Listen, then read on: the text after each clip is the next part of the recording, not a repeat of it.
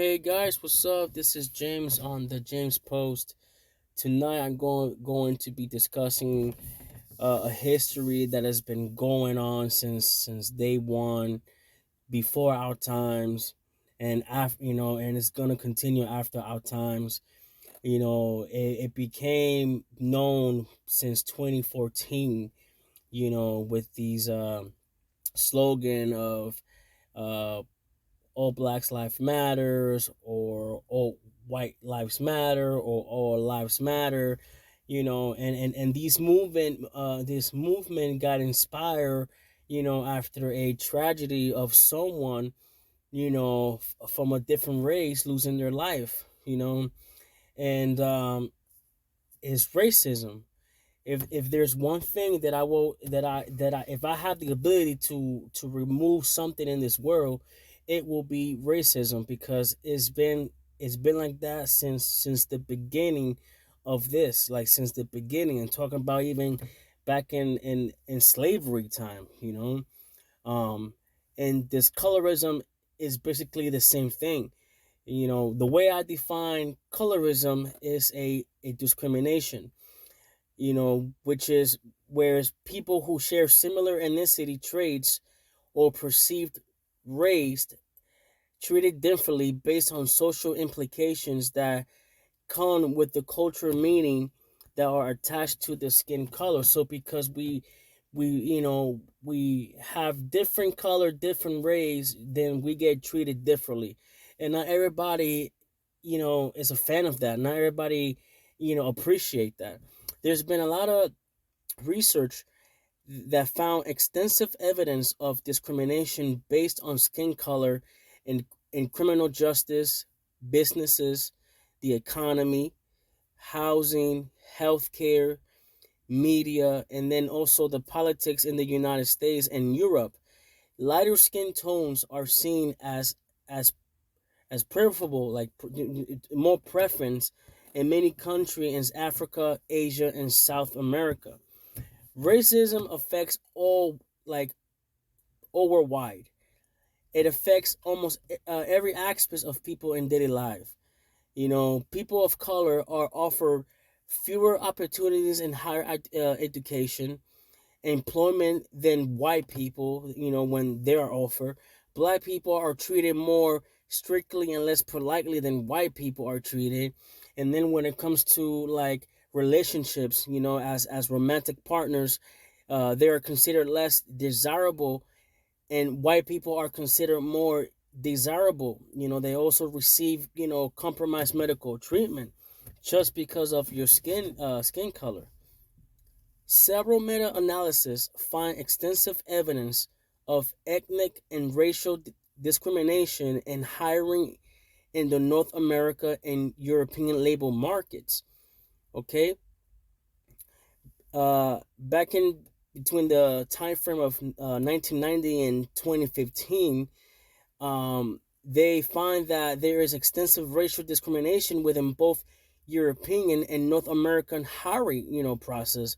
Equivalent minority candidates need to send around 50% more application than majority candidates to be invited for an interview. You know, recent research in the U.S. shows that socioeconomic and health inequity among African Americans along the color continuum is often similar or even larger in magnitude that what exists between whites and African Americans. So it affects even in jobs too, in hiring process, and even interview. I'm pretty sure we come across where uh, in this place also as favoritism. I guarantee you that if um, John Smith is a African American, you know, and you have John Doe who is white, and they both pull out an application, and they both have credentials, some credential, college degree, maybe, some education, some skills, some knowledge. You best believe that they're going to choose John Doe, because it's been accustomed to their eyes that white people get it the best. If you not white, you don't get right. That's my slogan. If you not white, you don't get it right. And that's really sad. But it's just not only in the US. It's also like in Asia and in the East, South, and Southwest Asia. A preference for lighter skin is prevalent, especially in countries just as China, South Korean, Taiwan, Hong Kong, Vietnam, India, Pakistan, Bangladesh, if I'm pronouncing it right, Philippines, Indonesia, Thailand, and Japan. The history of skin whitening in East Asia dates back to ancient times. In the ancient times, dynastic eras, to be light in an era where the sun was harsh implied wealth and nobility because those individuals were able to stay indoors while servants had to labor outside. Isn't that crazy? Asian Asian culture also associated light skin with feminine beauty. Jade white skin in Korea is known to have been the ideal as far as back as the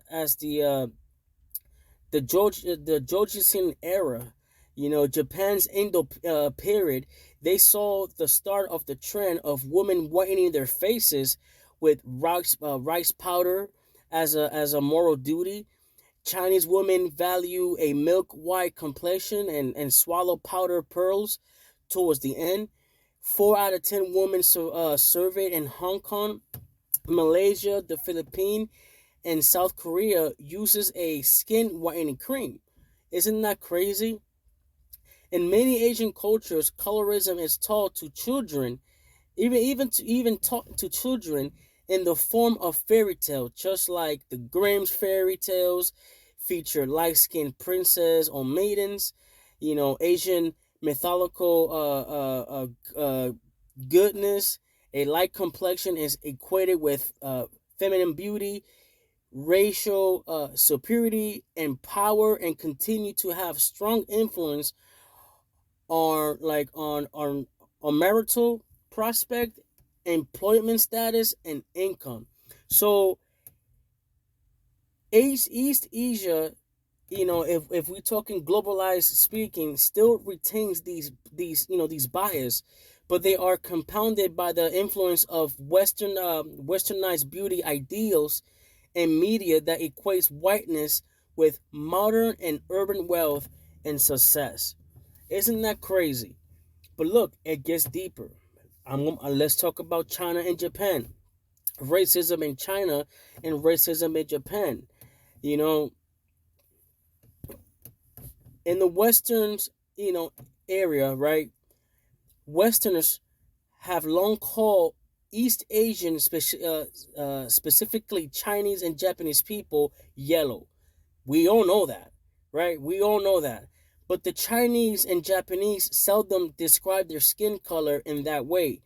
The Japanese traditionally use the word shiroi, meaning white, to describe the lighter shades of skin in the society. During the Nara period, which lasted from 710 to 793 AD, the court ladies of Japan applied a lot of white powder to their faces and added red rosy cheeks. We, you know, we're familiar with that. Many reference to plump women with white skin appear in drawings and writings from 794 to 1186 AD, and that's crazy because I remember that when I go to get Chinese food, like if I order myself like a box of rice, you know, and you see these drawings, you will see like a Chinese lady, with face like white face with red rose cheeks. Like that's real. So that's pretty much where that come from, is that mindset, you know. Now, but there's more. Now let's talk about racism in Malaysia. There was a survey concluded that 3/4 of Malaysian men thought their partner would be more attractive if they had lighter skin complexion. That sounds to me racist, okay? In certain Southeast Asian countries such as Malaysia, a common beauty ideal is the Eurasian look, locally known as like the Pan Asian look. In Malaysia, it is an ideal that stems from the beauty ideal of fair skin, which uh, Eurasians tend to naturally process. The overuse of Pan Asian face on billboards, on television screens, has been controversial issue in the country. Like this issue was highlighted back in 2009. You know, a politician in that country, called for a reduction of Pan Asian faces, which he claimed dominate TV and billboards, and instead increase the number of Malay, Chinese, and Indian faces on local television. So, despite the controversy surrounding the preference of Malaysians who are technically mixed, Asian, Malay, Chinese, and Indians, and European decents who possess features such as fair skin, some experts in the industry have said that the use of Pan Asian faces can be used to promote the racial diversity of Malaysians. That they can also be used to promote a product towards a diverse racial demographic because of their mixed appearance, which back in 1993, a minister, of information has suggested that, so that's crazy over there, but racism doesn't stop there. Now there's issues over there, but now there's more issue in India. You know the ethnicity relations in India, the implication of colorism in India have been apparent since the notion conceptions, the legacy, like back in the northern and the European um, colonial rule of the Indian subcontinent have influenced modern relations between light skin and power dynamics.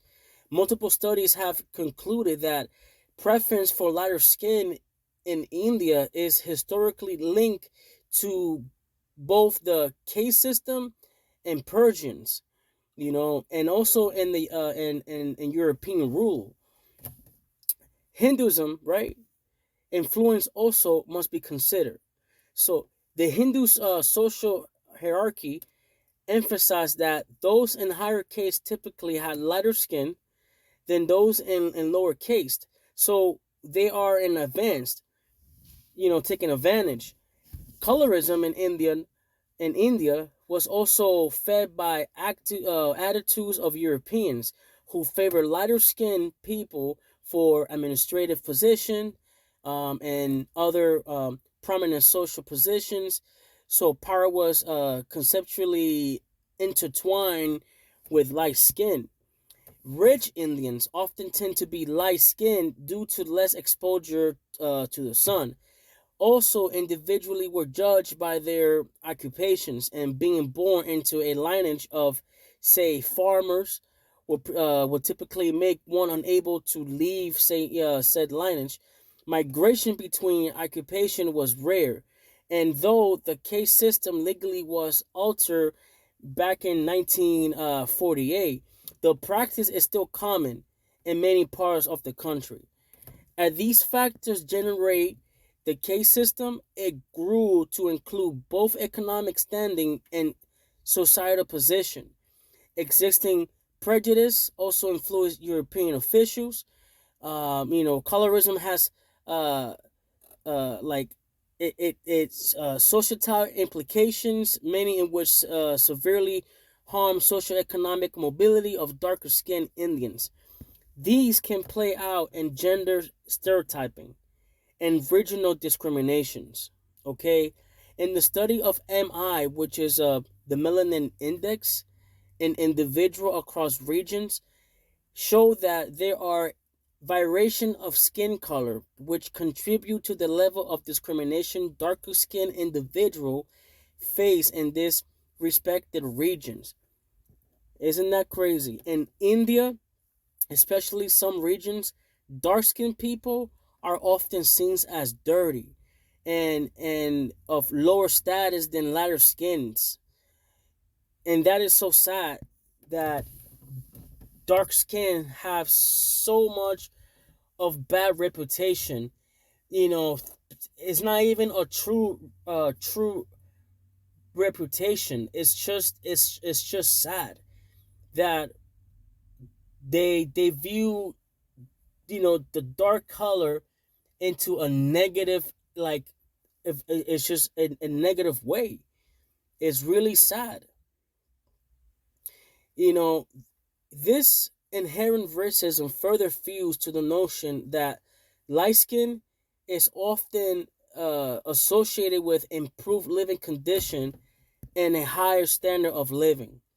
This notion typically affects Indian women more than men. This notion is backed by gender rights in Indians, which are not very progressive, and they often harm upward mobility of individual in professional settings and impose restriction on their social lives based on their gender. This is a case where two cleavages fuel one another. Men with darker skin often can, in a society accepted manner, marry women with lighter skin, but darker women do not have the same privilege as dark men, largely due to the patriotic institution that riddle India to this day. So racism has affected India like really bad. It really microchipped the people in India like so bad. You see why, you know, people need to understand that racism is just not black and white. It's everybody in every culture. I'm Latino and Hispanic. I'm gonna give you like an example of what I go through. You know, I'm originally from New York. Born and raised in the Bronx. So that New York City is diverse. And I at one point I thought that the state, like New York City, was the only diversity place until I moved to Phoenix. Now, obviously, Phoenix, is a Latin America like culture. Is diversity there too. There's black, whites, and Hispanic. But when it comes to New York City and Phoenix, I see more I see more black and Hispanics, which I'm sorry to say that that's a good thing, you know. But I have come across where if I'm in public or if I go out, if I'm at work and they ask me, oh, where you from? I'm gonna say, well, I'm from the East Coast. No, no, no, no, no. What is your ethnicity? And I will tell them, and I will tell them I'm Hispanic. Oh, I thought you was Asian. Oh, I thought you was Mexican. Oh, I thought you was Philippines. Oh, I thought I thought you was black. Like, no. Obviously, I look mixed. So possibility I have pretty much every culture in me. So you can guess what I'm at. But if you ask me and I tell you where what's my ethnicity background, I'm gonna tell you that I'm Hispanic. It doesn't matter what part it is. I'm Hispanic, and people just look at you different ways. My wife, and you know my past relationships, I've dated. I have dated Africans, African Americans. I've dated white. I've dated what is it? What's that called? Oh my god. Oh my god. It's like Indian, but there's a word of that. Oh man. Oh man, I forgot. But I have dated like not everybody. I don't want to sound like a man horn. But I have dated women of different colors of different skin. And I'm not ashamed to say that. I don't regret that.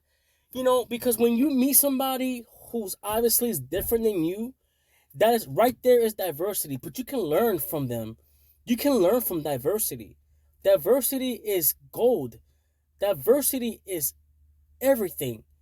You can start learning about diversity with like food, the way they live, how they dress, not it's not about the color of your skin. I'm married, so now I have a wife, and she's from Phoenix, so she comes from a Latin America, diversity. So all her life, all she knows is um Hispanics and blacks, you know. So she's white, which this is a different topic, but she's white, and psychologically she is Hispanic because of where she's from, where she grew up. And when they ask her, when they see us together, or if they ask her, who am I, and she tells them that I'm her husband, they even look at her in a different ways too. And she's white, so now they're looking at her crazy. You know, she's a smart ass as well, because when she goes and when they ask her, what are you, because she's white, but then she has this this accent, you know she's from Phoenix, so you're gonna learn, like you're gonna grasp that dialect, that accent, just like I'm Hispanic, but I have a New York accent. Every time when they ask her, what are you, she tells them I'm rainbow. And you know what? That is how that is a smart way to respond. That is a smart way to let people know that you're not white, you're not black, you're not in, you're just not one color, you're a rainbow. You're everything. You're diverse. Diversity is good. Now, in the wake of murder of George Floyd that led to protests worldwide, the debate about colorism and skin tone in India has been discussed in several media outlets, and as part of the general critique, a big Indian marketing matchmaking website, which that I know which website they're talking about because that was removed. So because of because of this incident that happened with with the murder of George Floyd, they're gonna be petty and do that type of bullshit. But pretty much that was removed. You know, Pakistan's. Did we talk about India? Yeah, okay. So now we're gonna talk about Pakistan because racism went and creep up to Pakistan. Pakistan are largely known for their susceptibility to colorism. It is considered extremely normal to use skin whitening cream because they are very popular among the people of Pakistan. They are especially popular among Pakistanis women. Let me tell you something. These women from Pakistan's the women. I mean, look, people from Pakistan and from the Middle East. I find women that doesn't use these crap on their face. I find these women so attractive, like so attractive, like you don't understand. Like I'm pretty sure you guys see them, so attractive. And me being a man, I get. I guess you can call it. I be having my Gates moments because when I see men from that same region, they are good looking men. So I don't understand why they are influenced by using all these fucking makeup, so they can appear lighter skin, so they can be accepted. I just don't understand that. I really do not understand that. The media is a major influence on how they view themselves, and they have learned to favor lighter skin over darker skin. After being exposed to constant ads for skin whitening cream, such as the fucking Fair and Lovely, and then of course, their favorite Hollywood Bollywood actor with light skin being portrayed as a good role model, and after seeing dark skinned actor being portrayed as poor role models, many people from Pakistan have been heavily affected into achieving a fair complexion, which includes staying out of the sunlight as much as possible. You know, it's just and colorism really affects women and also their marriage. Like it really does. It messed up. It affects their marriage for no reason. For no reason. Now racism in Africa. During the European colonial periods, travelers in Africa emphasized and added to a European discourse of black womanhood that attribute a big body, all called all black women. This was a symbol of otherness, their inferior phenotype, and backward culture and intellect. Although today the thick black female body is celebrated, but it does not, it does not negate the fact of white colonialists, in their views, and the prevalence of white beauty standards. The quote voluptuous, voluptuous black female body is still perceived as unattractive, ugly, you know, and is opposite of beautiful when seen through a prism of white supremacy, end quote.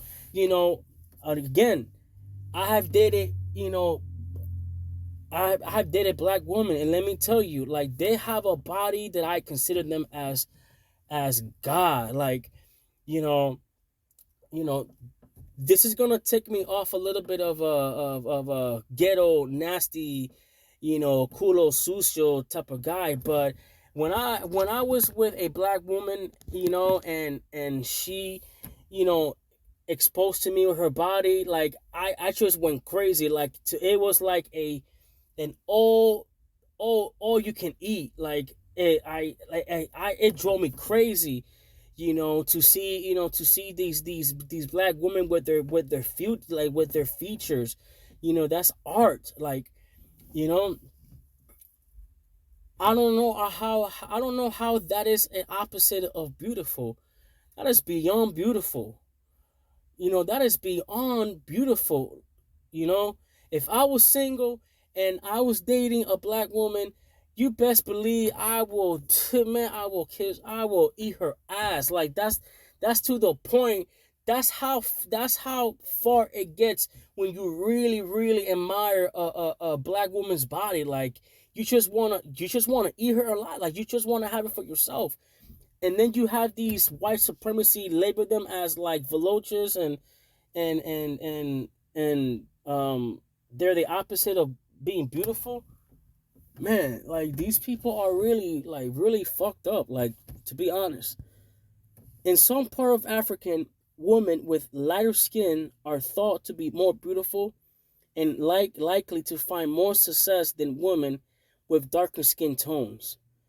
Often this barrier leads to women turning to skin lightening treatments, which which many of them are harmful to their body. Of course they are. You don't know where these chemicals, these makeups come from. I do. Let me tell you something.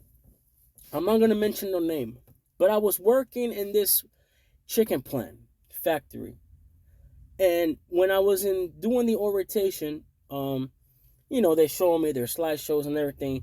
Apparently, this chicken plant that I was working, they also process dog food as well. Dog food, and whatever is left from that processing of dog food, they used that leftover for makeup. So there you have it. You got dog food on your face.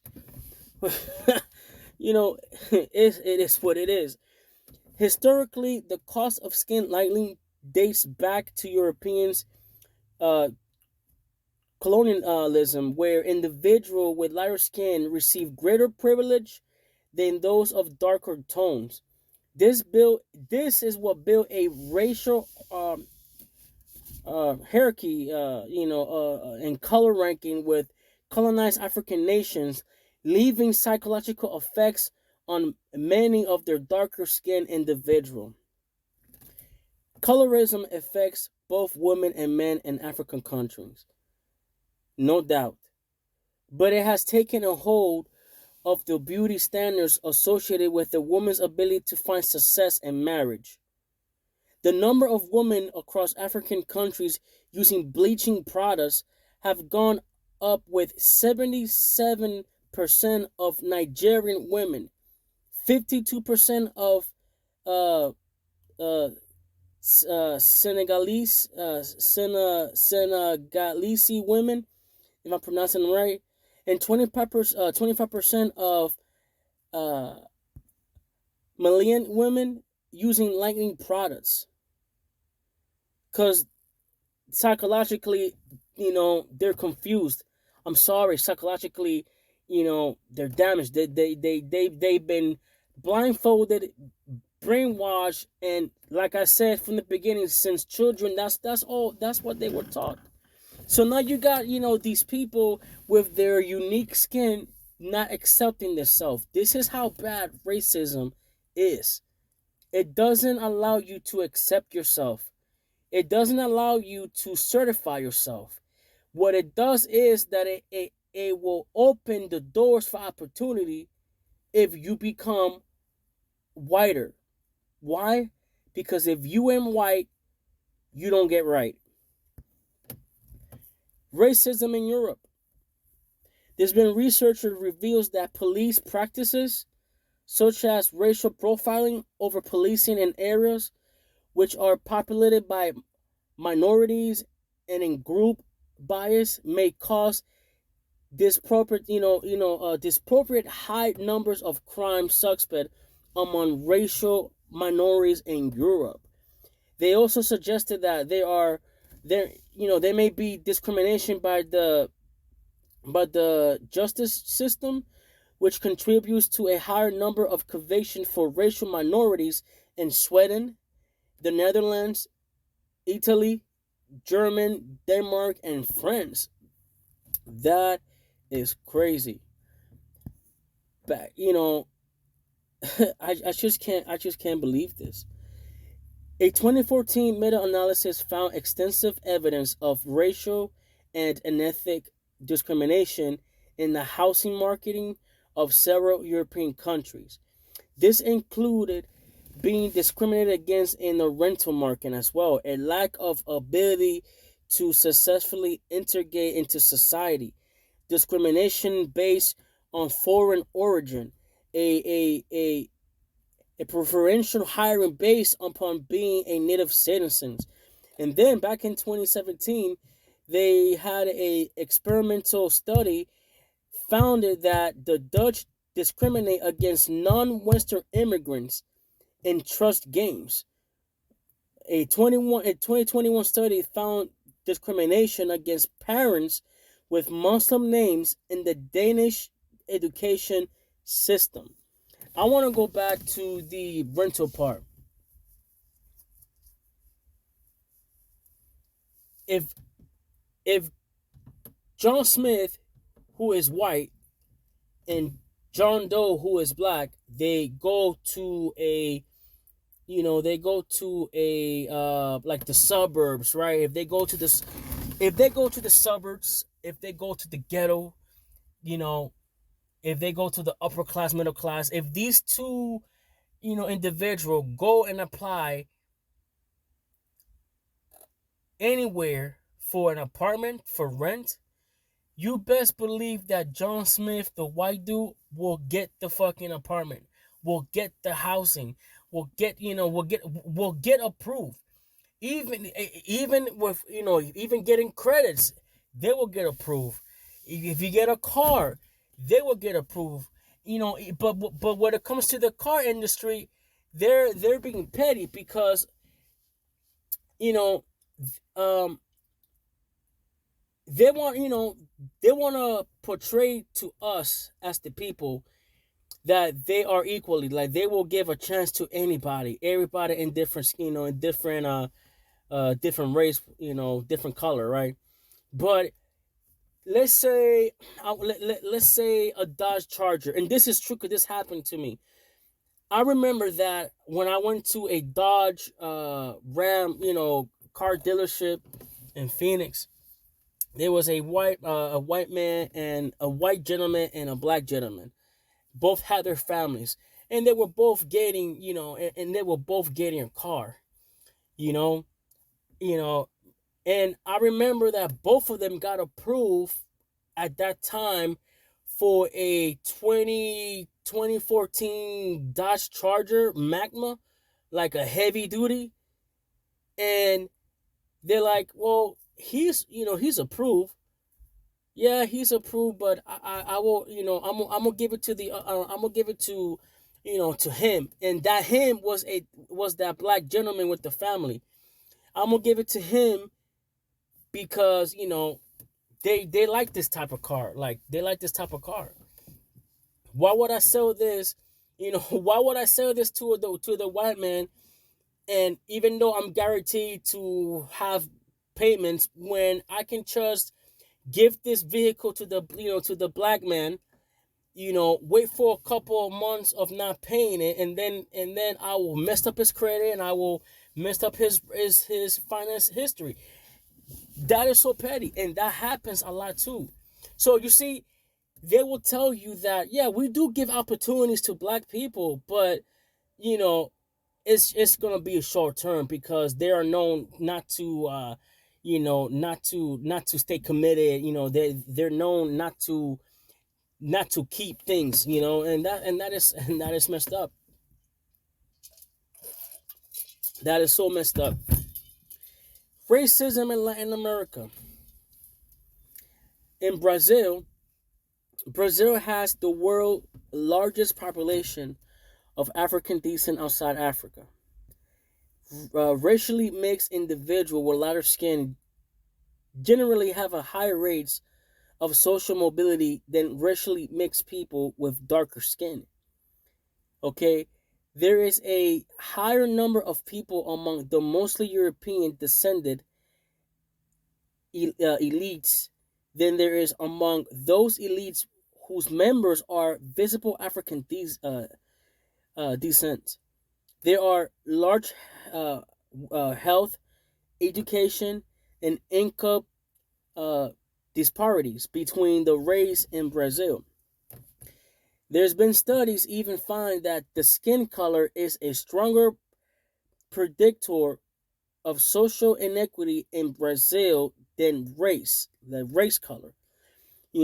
Categories used in Brazilian census, and highlights that socially perceived skin color and race are not the same thing. Even though brown mixed and black uh, comprise more than 50% of the population, they comprise less than 25% of all the elected politicians. Oh my God. Oh my God. Oh my God. 2018 paper found that discriminatory hiring and retention police accounted for 6 to 8% of the overall racial wage gap. Not only that, now there's Chile too. Racism in Chile. In Chile, there is a wide range of diversity from other culture and ethnicity backgrounds. The diversity in Chile sees colorism through socioeconomic status, accommodating the pre-existing notion that darker skin complexion are less valued. In 2016, study found that a Chilean school teacher expected less from their dark-skinned students, which over there they call them morenos, you know, then they're expected to have lighter skinned students, blanco, which is white. Even the difference between being dark and being tan carry different types of status. Being tan means that people have more money because they have time to go to the beach and buy tanning products. Due to the history of colonization, being darker skinned means that people are automatically considered members of the lower class.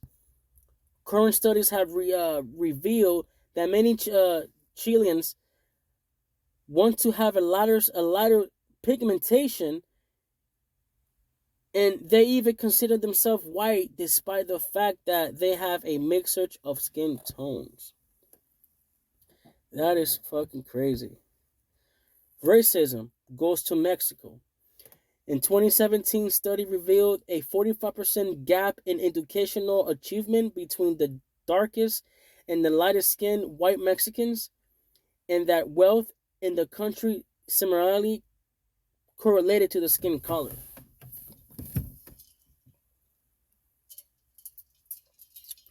That's crazy.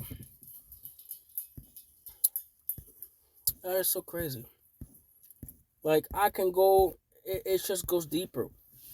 Racism against Black Americans and racism in the United States. You know, you see a lot of it on TV, but if you listen to this part, then you will have understand. So next time when you go see on TV, don't you're gonna have a better understanding the history of racism in the United States. European colonizers created a system of racial hierarchy and a race-based ideology, which led to the formation of structured system of oppression that benefited individual of European descent over individual of African descent. So biological differences in skin color were used to justify the enslavement and oppression of Africans and Native Americans, leading to the development of the social hierarchy that placed people of European descent at the top and placed people of Africa descent at the bottom. Enslaved people with lighter complexions, usually stemming from the sexual assault of enslaved African women, they were allowed to perform less strenuous tasks like domestic duties, while dark-skinned enslaved people were forced to engage in hard labor, which was usually performed outdoors. Like African Americans with greater European ancestry and lighter skin color were considered smarter than and therefore superior than their darker skinned counterparts. As a result, they were given greater opportunities for education and the acquisition of the land and property. Once again, colorism was a device used by European colonists to create division between enslaved Africans and further the idea that being as close to white as people was the ideal image. One of the first form of colorism was slave owner decided that only light-skinned enslaved people would work in the house while the dark-skinned ones were subject to the harsh condition of the field. This practice led to a clear division between the slave, undermining their uh, solidarity against the slave owner. That's how history started, where racism started in the U.S. So colorism, colorism is really a bitch. You know, racism, colorism, whatever, the same thing. It also affects businesses. In 2014, there was a analysis of racial discrimination in product markets found extensive evidence of minority application being quoted higher prices for products. A 1995 study found that car dealers, which I have mentioned earlier, quoted significantly lower price to white males than to the black or female tested buyers using identical script bargaining strategy. A 2013 study found that eBay sellers of iPods received 21% more offers if a white hand held the iPod in the photo than the black hand. Criminal justice. Research suggested that police practices such as racial profiling, over policing in areas which we populated by minorities and a group bias may all result, in a high numbers of racial minorities among crime suspects. In the US, policing, arrest, and surveillance, that also plays a part. A 2019 study which made use of data sets of the racial makeup of every U.S. sheriff over a 25 years period found that ratio of black to white arrest is significantly higher on the white sheriff, and that the effects appear to be driven by arrest for less serious offenses and by targeting a black crime type. Now, I remember that I was working for a facility. This is the part where I gotta be politics with this. I gotta politics this. I was working in a facility, and there was a patient that I'm not gonna give no name. That patient was under my care. In his room, he has family's pictures. He had a sheriff hat, like a police hat, with his badge, whatever. And then his hands looked like, I'm not shitting you. His hand looked like Lego hands. Like, how can I say it? Like, if you know Legos, right, and you see a Lego character, look at their hands. That is how his hand was. You see where I'm going with this? I asked him, what happened to your hands? Like, why is your hand like that? To me, it looks like Lego hands. And he's like, I used to beat criminals with the stick, with the platoon, whatever, the baton, whatever you call it, the stick. And, back in my time, and it was mainly black people. When he said that, I just didn't want to continue with the care, because he was so proud, and he was very, he was so proud to explain about why his fucking hands look like Lego's hands. It's crazy.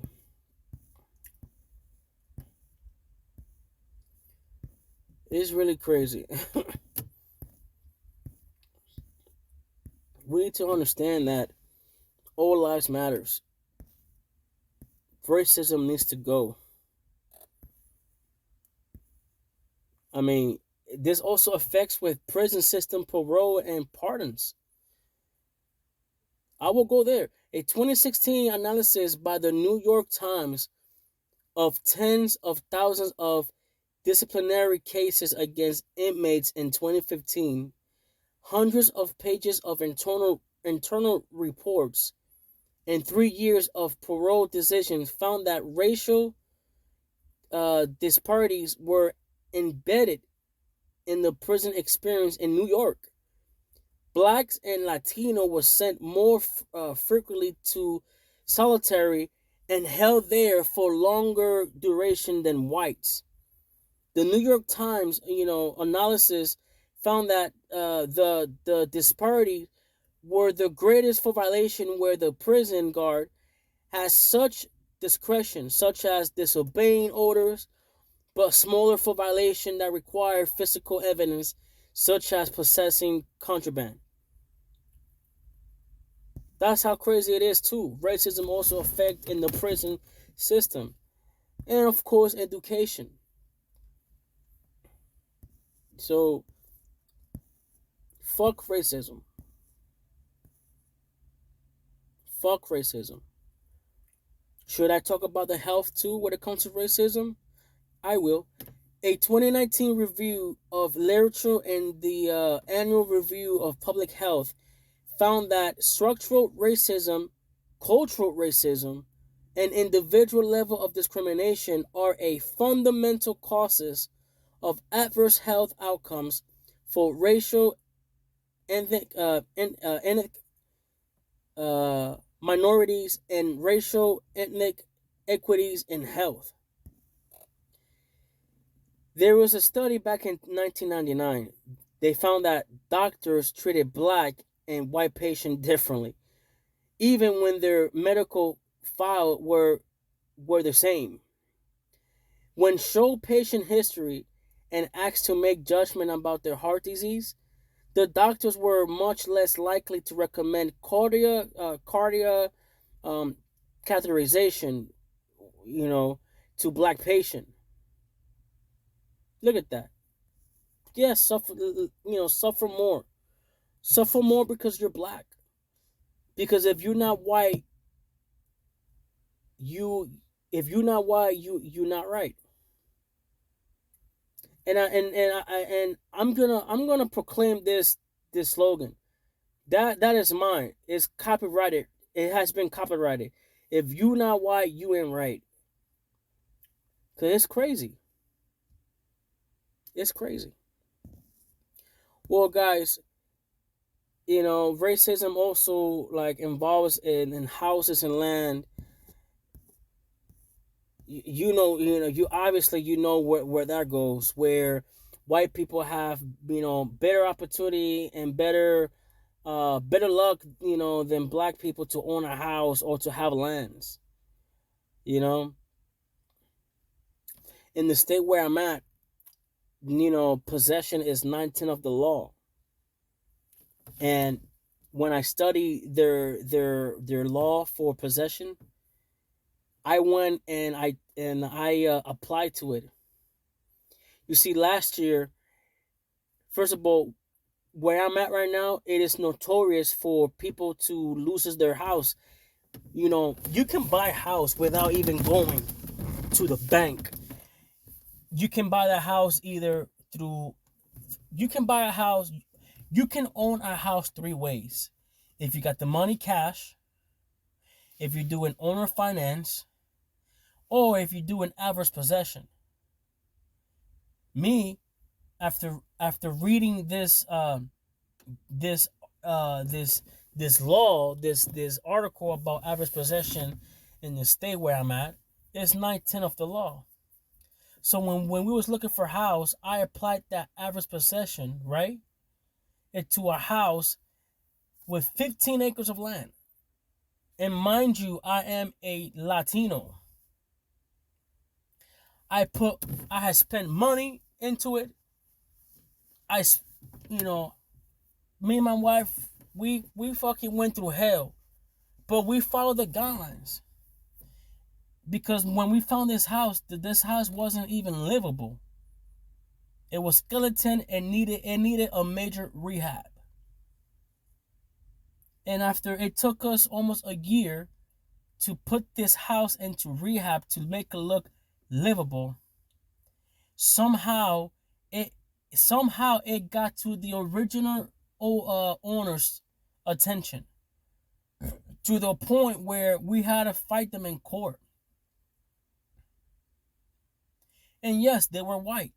They lived they even though they lived in Georgia, they wanted the house that I was at.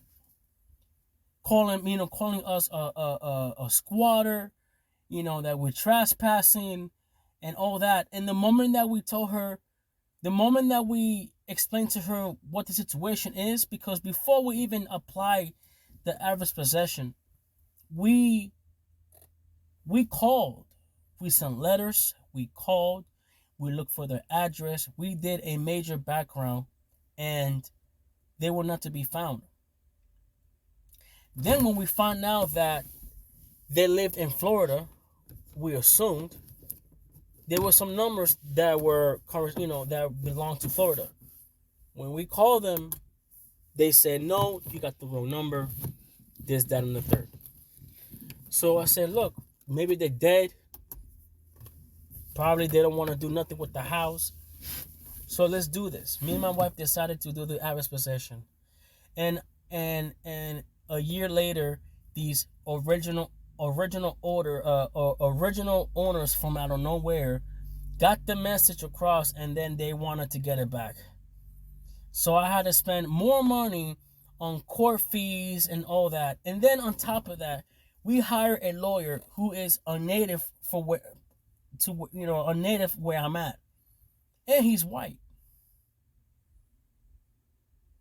And we kept telling him, look, do you got this? Did you got this? Like, do you think you can handle it? And he was telling like, yeah, no, we can beat this case. And besides, what they doing to you guys is enrichment, which that is against the law. Enrichment means that if I couldn't reach, enrichment means that when I had, how can I put it this way? If you lost your house and I took it, and I added values to it, and now you want it back, you know, that's called enrichment, which is technically selfish, especially if you're not willing to pay me back. This was the case where they didn't even want me to, they didn't want to pay us back. They didn't want us to, they didn't want to pay the property back taxes that they owe for 5 years. They didn't want to negotiate to see what we can do in owner's finance to pay them monthly. No, they wanted the house because the house was now livable. Because you know why? Because they were going to live, or have somebody live. They were gonna send appraisal to that property that I fucking bust my ass, so they can get so they can get so they can get money. So whatever the house is value when it's now livable, uh whatever the cost of the value, that's what they were aiming for. So we went to the court and we fought for that. Obviously, I'm Latino. My wife is with me. My wife is with a Latino. I'm with a white judge, with a white lawyer, and the people who want the property back were white. So where do you think I'm going with this? Yeah. We lost that. We lost the court. We lost that case. We weren't able to do it. You know why? Because they didn't want the fact that people like us, we was gonna, you know, we was gonna gain something that in the future it would have cost million.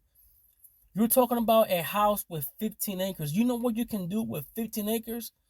Can you see a black man, a minority, like a black man or a Hispanic man owning a house?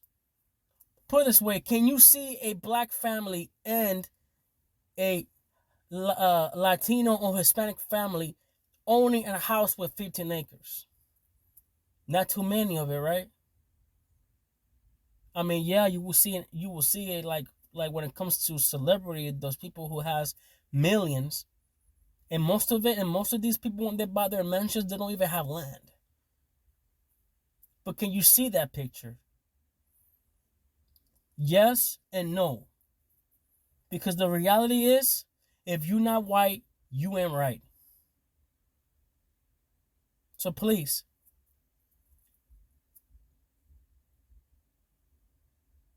I hope you have a view now, a different way of how this works.